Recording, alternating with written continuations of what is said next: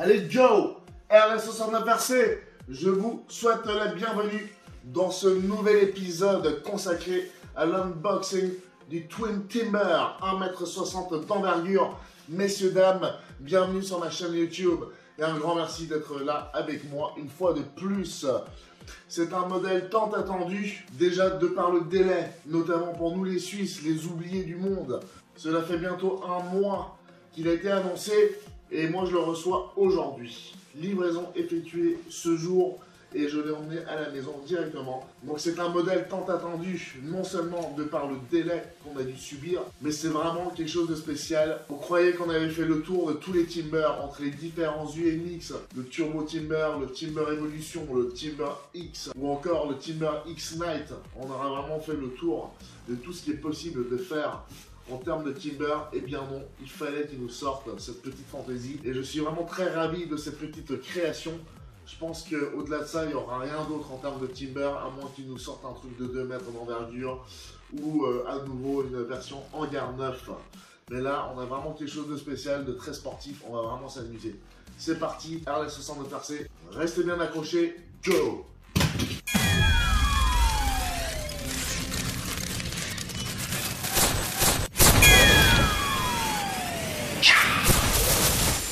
J'ai vraiment hâte de découvrir ce nouveau modèle avec vous. Vraiment, je l'attendais. J'avais bien rigolé quand j'ai appris qu'ils avaient sorti ce modèle-là.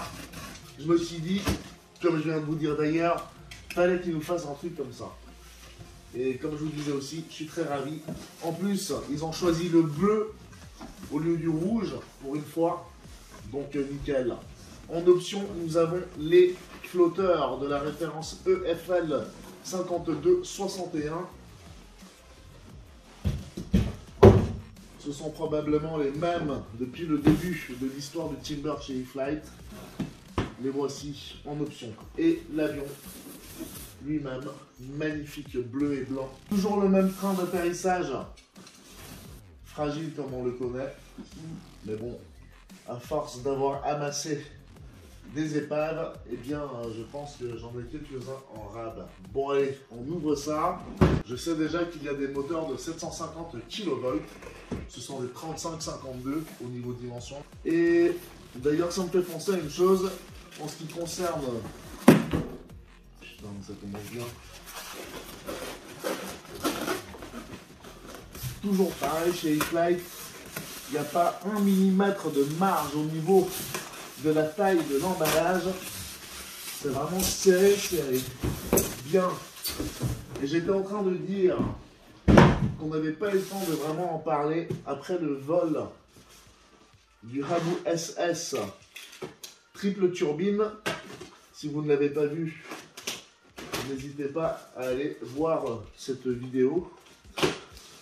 Eh bien, on ne gagne pas en vitesse, en doublant ou en triplant la motorisation. Pardon pour le bruit, on gagne en couple surtout. Et c'est ça qui m'intéressait parce que fondamentalement ça veut dire que vous gagnez en puissance. Et vous vous souvenez que le projet du Habu SS triple turbine, c'était pour voir si j'arrivais plus facilement à décoller avec les flotteurs. D'ailleurs au passage je vous informe que si j'ai le temps cet été, je remplacerai le vol avec les flotteurs qui est prévu l'hiver prochain par un vol sur le lac, parce que c'est encore plus compliqué de décoller depuis de la flotte. Et un jet triple turbine muni de flotteurs sur le lac Léman, messieurs, dames, c'est du jamais vu non plus, je pense. Bien, 1,60 m d'envergure pour 1,09 m au niveau du fuselage, messieurs, dames. 10 cm de plus que le Turbo Evolution, par exemple. Et ça fait du bien parce que j'ai toujours trouvé que le Timber devrait être un peu plus grand qu'1,50 m. Et vous savez qu'il y a des Timber qui font 1,20 m, typiquement le Timber X, Timber X pour le 3D, etc. Donc des ailes bien robustes. Ce ne sont pas les mêmes ailes, en tout cas pas la même qualité que la toute première version du Timber. Twin Timber, une nouvelle marque déposée, du coup, un nouveau-né dans la famille, avec de magnifiques surfaces de contrôle. Ici quelques pièces, dont le cône d'hélice, avec le support hélice d'une couleur différente de chaque côté. Donc le vert pour la droite et le rouge pour la gauche, messieurs, dames. Avant que j'oublie, les LiPo 3S ou 4S de 2200 mAh à 5000 mAh. Alors je ne m'aventurerai pas avec du 2200 mAh, surtout pas en 4S, hein, parce que vu ce que ça consomme, à mon avis, vous allez faire des vols de 2 minutes. Hein. Donc 5000, peut-être qu'un avion comme celui-ci avec deux moteurs, c'est facilement gérable. Je dirais que le juste milieu, donc l'entre-deux, 4000 mAh serait sûrement idéal. J'ai trouvé chez Spectrum des LiPo 4S en 30C de débit de courant. Il n'y a pas plus pour l'instant. Ou alors, on ne les a pas encore commandés. Ici, on a les stabilisateurs. Ils sont tout petits, mais ils ont l'air bien robustes aussi. Voilà, Stabilo de Timber avec un beau bleu. Le Turbo Timber, lorsqu'il était sorti, je le boudais un peu parce qu'il lui avait fait un nez tout pointu, contrairement à la première version. Et j'ai toujours dit, ça c'est un nez, si on le fracasse, il sera très compliqué à réparer. Donc Airless, c'est vrai qu'il pense toujours déjà au crash, mais effectivement j'en ai tellement craché et réparé que je pense déjà à ces détails. Voilà, avec quelques aimants, comment tient le capot. On a de l'IC3 au niveau du connecteur. Par exemple, sur une 4S 3200 de chez Spectrum, c'est de l'IC3 également. Donc complètement compatible. Et d'ailleurs, c'est une LiPo que j'utilise pour le Turbo Timber Evolution. On a ici également de la version 4000 mAh 4S 30C de débit de courant. Voilà, et ça se présente dans de jolies petites boîtes comme celle-ci. Pour ceux qui veulent une 4000 mAh 4S, donc 14,8 volts, avec 30C de débit de courant, c'est la référence SPMX 4000 4S30. Et d'ailleurs, c'est toujours le même numéro d'article, sauf qu'au lieu de 4000, vous mettez 3200, etc. Bon, allez, usage, pour ceux qui connaissent, le Turbo Timber, c'est sûrement idem. Ce pointu, malgré tout, est très joli. Ça fait beaucoup plus réaliste que le gros nez tout carré. Nous avons un récepteur Spectrum AR637TA, télémétrie et stabilisation. Voilà, une pelote de spaghetti, comme j'aime bien. Ah bah ça, c'est intéressant, là. Là, il y a de l'Easy Plug. Vous voyez, à ce niveau-là, ça, c'est génial. Hein, moi, j'appelle ça du Easy Connect, Easy Plug. Vous arrivez, vous branchez le truc, terminé. Il n'y a plus 50 milliards de fils à brancher. Et un petit détail qui n'en est pas un, on a des servos Metal Gear. Donc les 6 servos à bord ont des engrenages en métal. 2 ESC Avian Light de 40 ampères chacun. C'est pas énormissime, mais ça suffit largement. Avec 2 moteurs, de toute façon, on aura la patate nécessaire pour bien faire. Il y a sûrement l'aile gauche de l'autre côté. Et on va s'empresser de la déballer pour ensuite enchaîner avec le montage. Nous avons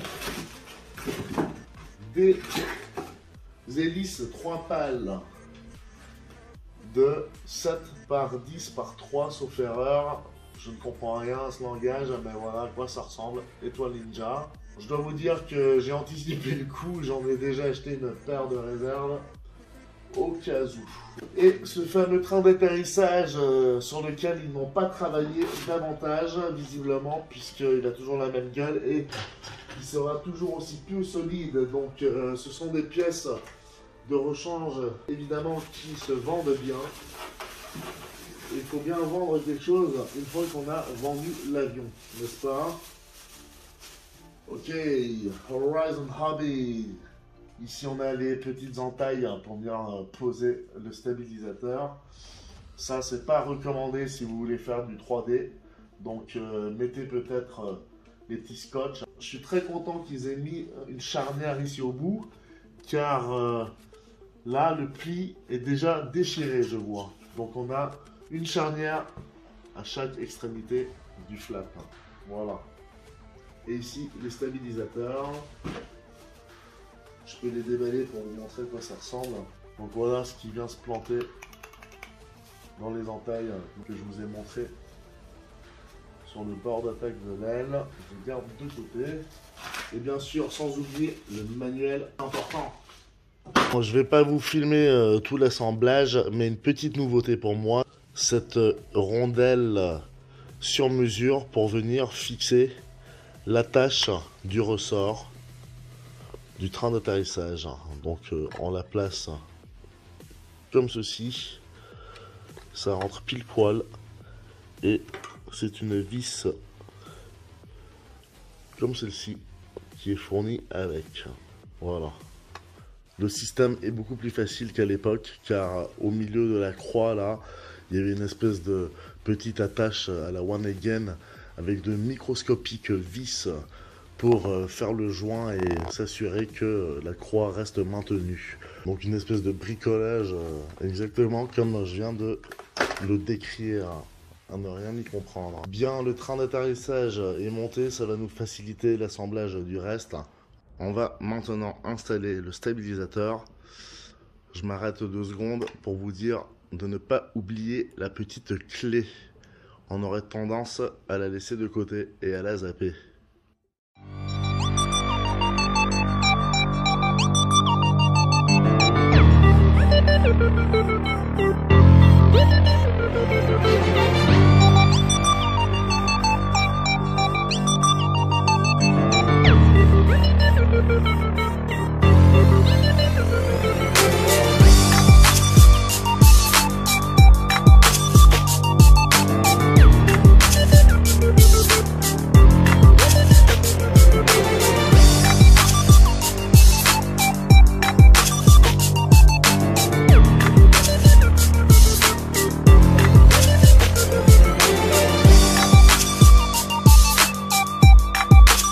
Et voilà, messieurs, dames, cette beauté, une fois montée, c'est magnifique. Et donc, en lieu et place des slats, des stabilisateurs, j'ai mis ces petites pièces qui appartenaient au Grand Tundra et qui est décédé il y a quelques jours. Vous avez dû voir la vidéo. Ainsi, j'ai un Twin Timber qui est stable, mais pas trop non plus. Et ça me permettra de faire quelques petites figures. C'est très joli ici, au niveau des ailes. Ce bord d'attaque cassé. Il n'y avait pas ça sur la version numéro 1. Et je constate avec cette dernière version en date qu'il y a eu une sacrée évolution depuis le premier Timber qu'ils ont sorti. Et que j'ai eu la chance d'avoir. En ce qui concerne le CG, il se trouve entre 7 et 9,2 cm depuis le bord d'attaque, en fonction de la taille de la lipo, donc de son poids et bien entendu de son placement. Respectez bien les consignes, l'avion est stable, mais c'est à vous quand même de faire le maximum pour que l'équilibre soit optimal en vol. Voilà, je me réjouis vraiment de tester ce bestiau. Quand je vois ces surfaces de contrôle, ça me fait baver. Au niveau du prix, c'est pour nous les Suisses entre 480 et 500 francs pour la version BNF basique, donc avec CF et AS3X inclus. La version PNP est souvent 30 balles de moins. Messieurs, dames, je vous remercie d'avoir participé à cet unboxing du Twin Timber 1,60 m de chez E-Flite Horizon Hobby. Une belle nouveauté. On se réjouit d'aller faire les foufous avec ça. Malheureusement pour l'instant, on se contentera de l'admirer, car lorsqu'on regarde dehors, ça nous inspire pas vraiment confiance et on n'a pas envie de faire de bêtises, on ne prendra donc pas de risque. À la suite de ce maiden flight des Twin Timber, on enchaînera sûrement avec un peu plus gros. J'ai enfin sorti ce magnifique Turbo Bushmaster qu'on attend depuis longtemps. j'ai décidé de le déballer et d'enfin le monter. Ça avance gentiment, l'électronique est à venir, le moteur, le SC et tout ça, on les a déjà. Et ça ne saurait tarder. On aura même probablement ce Pony Brave qui passera avant le Turbo Bushmaster, car lui est prêt. C'est l'avant-dernier de la flotte. Il est arrivé juste avant le Twin Timber. Je l'ai monté entre temps et il est donc prêt avec une belle motorisation. Je me réjouis de partager le Maiden Flight avec vous. Ça va être magnifique. Donc, messieurs, dames, ceci constitue une bonne raison en plus de vous abonner si ce n'est pas encore fait. Et lâchez-moi un pouce en l'air si vous kiffez. Sans oublier, bien sûr, la cloche des notifications pour ne jamais louper aucune de mes vidéos RLS 69 RC. Restez bien accrochés. On se retrouve au terrain dans quelques secondes, c'est-à-dire dans un claquement de doigts pour vous. Go!